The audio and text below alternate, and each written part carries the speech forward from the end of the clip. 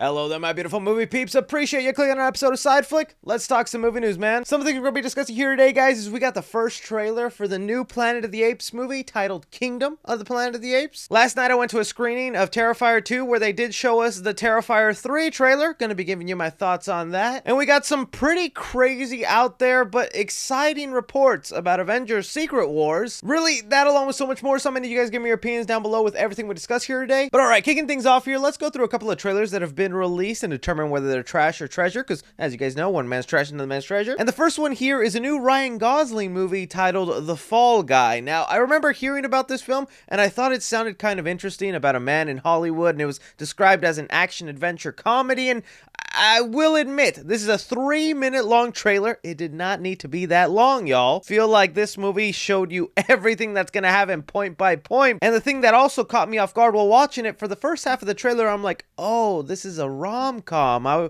thought it was just kind of like an action movie with Ryan Gosling as a stuntman in Hollywood. But as the trailer continued on, I became so hooked on it. Ryan Gosling is low-key one of the most hilarious people in Hollywood. His comedic timing in this trailer is spot on. The guy had me chuckling a lot, and you know, the rom-com element could be kind of fun, but Ryan Gosling is selling this movie with all his charm, and you know what? I'm hooked in. This is a movie I'm for sure putting on my list to make sure I check out when it comes out next year in March, but let me know if this is something you guys think you're going to want to check out. The next trailer that was released this morning that I was highly anticipating is finally our first real look to the Kingdom of the Planet of the Apes. Now, this is going to be a continuation of the last 3 Planet of the Apes movies. The only major difference is that now Disney owns 20th Century Studios, so it's going to be kind of under their watch. And that did make some of us hesitant, but I gotta tell you, from this short little teaser that doesn't give us much of an idea of the plot, look-wise, I am loving the feel of the movie. I feel like it does fall in line with the previous 3 movies. Is the cinematography all the way there like the last 2?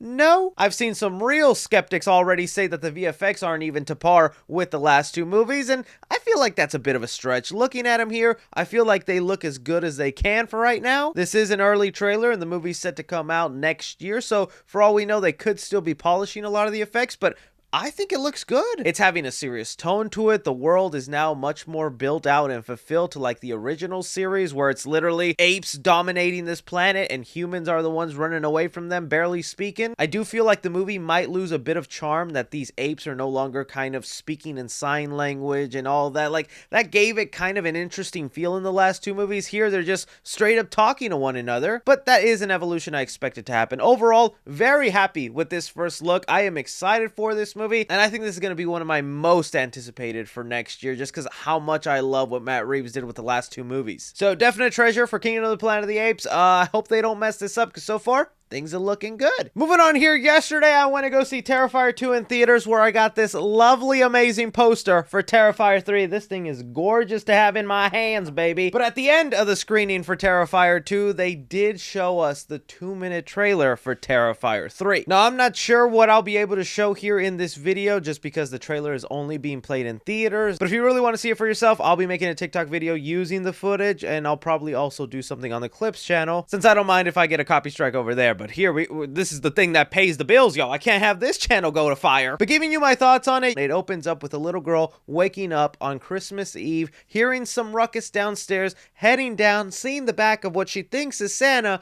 only for Art the Clown to be dressed up as Santa Claus. Screen cuts to black. We get a title card of the Terrifier logo, which I do think I can show you that. And then cutting back to Art the Clown eating milk and cookies on a chair with some blood in the back. It was very short, sweet-lived trailer. If I didn't get my hands on this poster at the screening, I don't know if it would have been worth to go see the movie all over again in theaters. Like, yeah, I like Terrifier 2, but you know what they showed? I was expecting a little bit more. I do think that poster leaking early and us already knowing that it's a Christmas movie kind of softened that trailer. If I didn't know at all it was going to be a Christmas film, maybe the trailer would have impacted me a little bit more. But overall, I am really looking forward to it and what they're planning to do with Terrifier 3, because we did get some more details from the director of the movie. movie. He had this to say about the first 5 minutes of Terrifier 3 going, the first like 5 minutes of this movie, a studio would never let me film what I plan on filming. So mark my words, I guarantee you the first 5 minutes of this movie is going to be very controversial. So it looks like they're really trying to keep Art the Clown as gruesome and as terrifying as he's been in the past. I just hope they can keep it up and get to answering those questions that they set up in Terrifier 2, because that's what I most want to know about, is this lore they've set up. Not just that he can kill you in a really mean way. That's awesome, but it can get tiresome after a while. Anybody who caught glimpses of the Terrifier 3 trailer and these details, what do you think? Moving on here into the movie news world, as you guys know, the actor strike is still currently going on, and while it's looking like they're about to reach a deal very soon, and maybe within this week it could finally all be over, the strike has been going on for long enough that it's really affected and delayed some projects we were hoping to see next year, and here I want to touch upon a few of those. For one, I know a lot of horror fans have been asking me about the movie Salem's Lot, which is a Stephen King adapted horror movie that was said to be like a really cool horror film, and it was going to get a theatrical release this year. Then out of nowhere, the film disappeared. Well, it got reported that Variety, because of the Hollywood strike, that it's no longer going to be released in theaters and that it'll premiere exclusively on HBO Max, or I should say Max. And usually that is like a really bad sign for the movie. That means, you know, like, oh, they don't have faith in it. They don't think it's going to make any box office numbers. Things aren't going to go good. But their reasoning here is because next year they have basically no content for their streaming service. They need to have something to put on there. And that's because for the past, like, what, 3 months, they haven't been filming any TV shows, any movies, nothing like that. There's going to be a big gap in content next year that studios are going to be trying to fill. And unfortunately, Salem's Lot is going to be one of those victims. So now that's a movie you can watch on Max next year. Another thing that got delayed that we found out about is the Penguin TV series. That show was like set to come out early next year, and instead it'll be coming out at the later half of next year fall. So at least we still get it in 2024. But man, I've been wanting to just dive back into the Batman Matt Reeves universe, and it's going to be delayed. The other thing that you guys have also been asking me, where's the updates? What's going on with it? The It prequel series, Welcome to Derry, has been delayed to the year 2025. I don't know if you guys remember, but we did see set photos and things going on where they were starting to film an episode or two of the series, and then the strike happened, and I guess they had to stop. And now that's delayed them to where they'll have to finish the show next year, and then we won't get it till 2025. That sucks, because really want me some Pennywise in my life, man. But those are just like really a couple of movies and shows affected by this long gap of Hollywood not doing anything right now because of the strike. We'll see what kind of content we get next year and if it feels like a dry season, but those are just some of the latest projects that have been delayed. What do you think? Something else I kind of wanted to touch upon here is a couple of updates involving Deadpool 3, because that's got to be the movie I was kind of most looking forward to next year, just Wolverine and Deadpool side by side. And we did have the director make a couple of comments, specifically when it came to the title of the movie. He said here, no, there's no title yet. I sometimes refer to it as Deadpool versus Wolverine, Deadpool and Wolverine, or Deadpool 3 with Wolvie. We've got a few titles we've been banning about, but boy, it's a tough one. I feel like the safe go-to title is Deadpool and Wolverine. You don't even need the 3 attached to it. Just really calling it that, I think, will sell so many tickets and would just be the most simplistic, easy way. The only other thing that he talks about is, again, reiterating how Disney is very much approving of their R rating, so it's going to be full throttle, and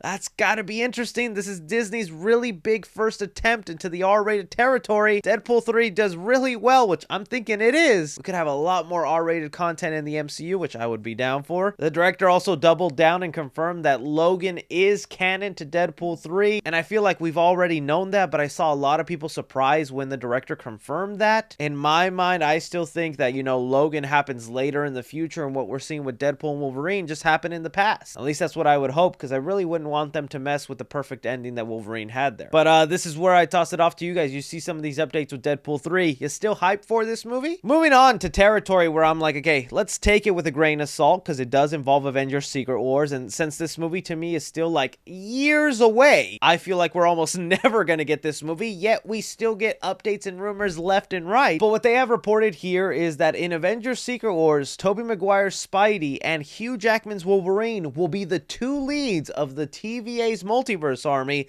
Tom Holland's Spider-Man is the chosen one of the MCU. Alright, so breaking it down there, from what we've been hearing about Avengers Secret Wars is, this movie is gonna be the thing that, like, pays respects to the entirety of the superhero movie world. While Avengers Endgame and Infinity War were respecting the early days of the MCU and wrapping up that story, Secret Wars is gonna go all the way back to the days of, like, Tobey Maguire's Spider-Man and the early X-Men movies. Pay respects to all that kind of stuff and whatnot. We also heard reports that Avengers Secret Wars would actually take us into the world of Tobey Maguire's Spider-Man, into the old Fox universe with the X-Men. And here it looks like, because the TVA has rounded up an army to fight against Kang, like, sure, this could all be plausible, but there's, like, such a gut part of me that goes, you're making this up, right? Like, this sounds almost like fan theories, and wildly not. Would I love that? Tobey Maguire and Hugh Jackman as the leads for an Avengers movie?